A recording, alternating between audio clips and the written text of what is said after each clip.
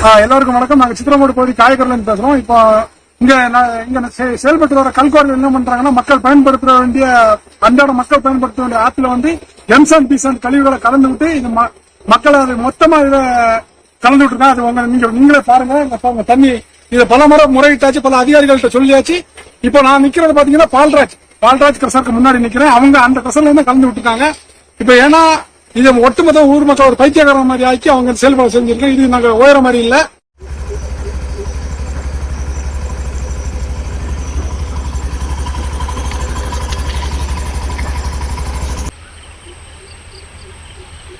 பால்ராஜ் வேற எங்க இது அவ்வளோ பால்ராஜ் மொத்தம் என்ன பால்ராஜ் வந்துட்டு இருக்கு.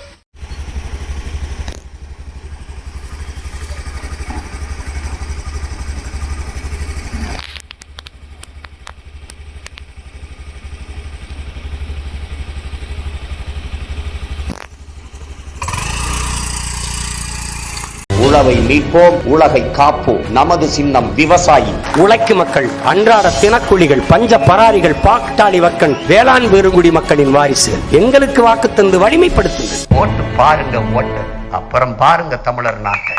வெல்ல போகிறான் விவசாயி. நமது சின்னம் விவசாயி.